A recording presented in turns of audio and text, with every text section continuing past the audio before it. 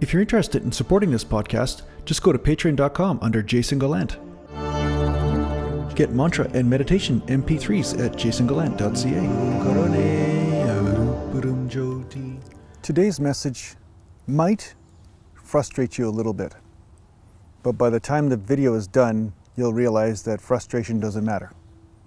So that's the great part about this journey. It frees you of a lot of stuff, right?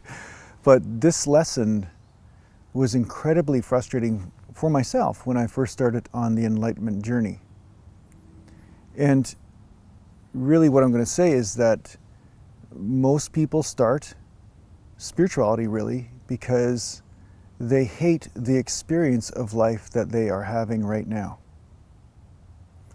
So they go into the self-help category. They start to do psychological work. They start doing mystical work. They'll go to psychics and astrologers and everything, all in an attempt to find a way to change their experience of life. Now, to a point, they are correct. They're on the right track. But if you really wish to shift your experience of life, you have to realize the truth. And that is letting go of the one who is experiencing.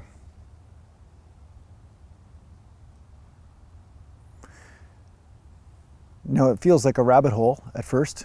It feels like, well, that's stupid. Why would I do that? Why would I let go of myself? How can I even do that? What am I holding on to? How do I hold on to myself? And that's really what the satsang process is about seeing where you are holding on to illusions or things that are not permanent, things that are just here and then there, such as thoughts. You don't have to hold on to a thought. You don't have to hold on to a point of view. You don't even have to hold on to a preference of one experience or another.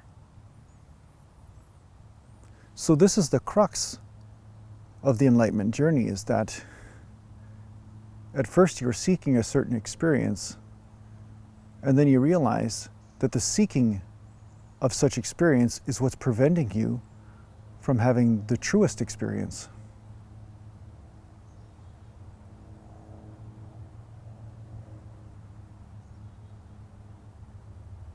So micromanaging experiences can be a trap.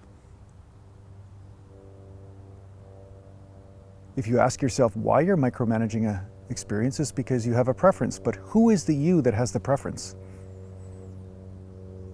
It's your collective idea of yourself, of who you are, what you like, what you don't like. But that has all been taught to you, correct? It's based on the present amount of experiences you've had so far.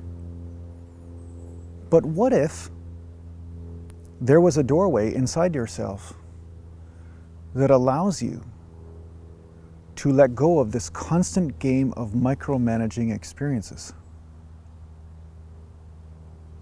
What if you no longer had to play the game? What if you didn't have to have this experience or that experience? You didn't have to constantly control or come up with a plan, a whole battlefield plan to make sure that you didn't ever have this experience ever again. That would be closer to freedom, wouldn't it? You wouldn't be enslaved by your own idealism of what experience you should be having. So this comes back to the saying that says, seek first the kingdom of God, and then all else shall be given to you. So what I will say is, make freedom your compass.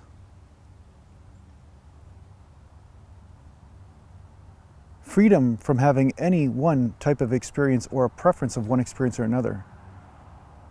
Freedom itself, within, is the anchor point. It's the one experience that frees you from all the other experiences. That frees you from having to constantly change and micromanage and I hate this, I hate that.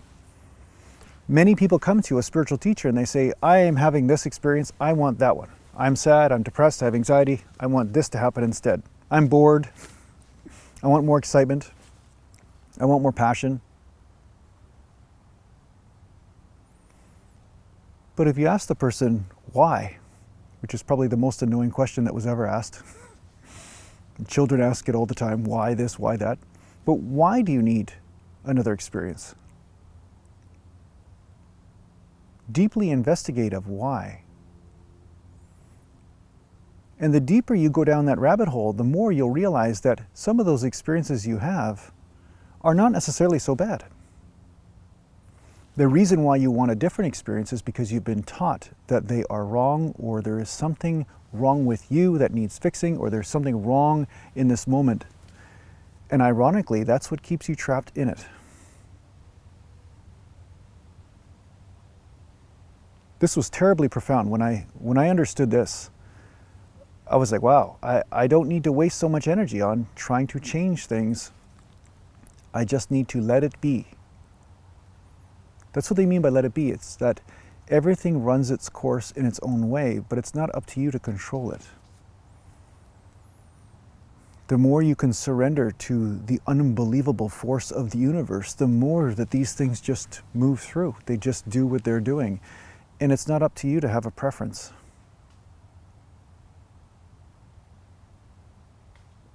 Now, if you want to hold on to a preference for a period of time because that makes it feel okay, I'm all right with that too. So I'm not here to say, hey, you're wrong about having any preference, because that's also an experience. Just let that happen. But don't waste your energy on micromanaging your experiences and constantly looking yonder for the other experience you should be having instead of the one you're having right now.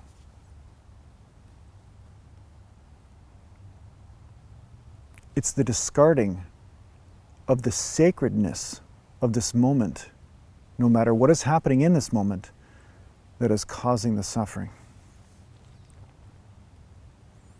Every moment in your life is sacred. And this is the journey we are on as enlightenment students, as students of the universe. Can we realize the sacredness in every breath, in every wind or breeze through the trees, in every interaction with another human being or animal or force of nature? We are only here for a short time.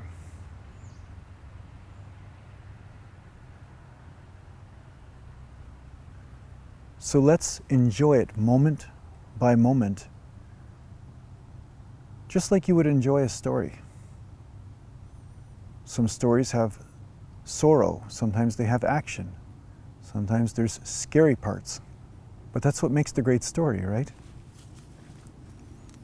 So embrace these moments. Don't avoid them, don't run away from them, don't try to make them into something different, because that just causes a grand confusion that is not necessary in the big scheme of things. This is about, can you receive the sacredness of this moment or not?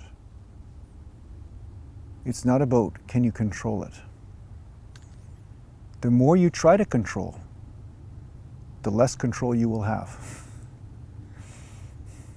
These dichotomies were terribly, terribly frustrating to me when I started.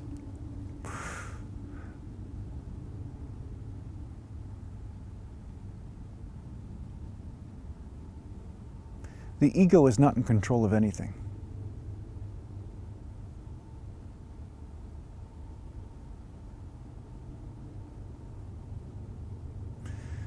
So if you wish to free yourself from the trap of the ego, the trap of the mind, and the suffering therein, you let go of the games of the mind, and the game of the mind specifically is preference and control.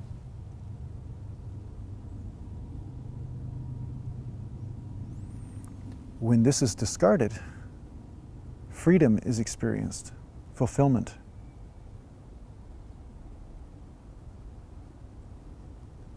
A realization that it's all okay. Everything about you is okay. Everything that's moving through you is okay.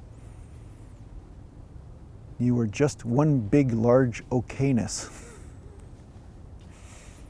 You've been taught that a lot of parts of you aren't okay, but that's not true.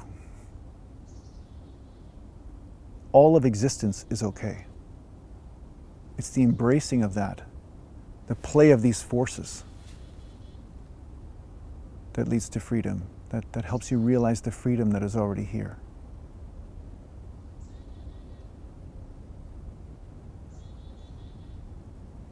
It would be absurd to jump in the ocean and try to make sure the waves don't bump into each other or never hit the shore, right? It would be an unreasonable expectation to say that those waves shouldn't hit the shore and I'm going to make sure that I block every one of them with my hands to make sure they don't hit. But this is what you do inside yourself when you're suffering.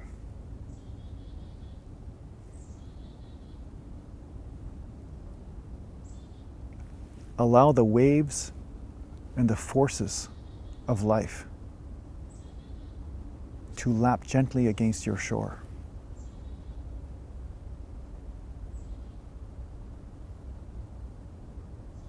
This is freedom. Allowing the existence to be.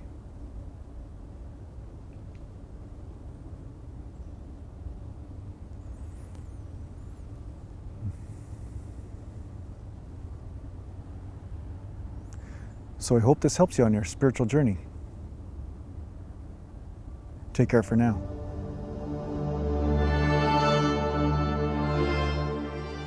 Are you interested in working with a spiritual teacher in a formal setting? Well, perhaps the Wisdom Life School is for you. If you're interested in checking out what the Wisdom Life School is all about, just go to aratima.com.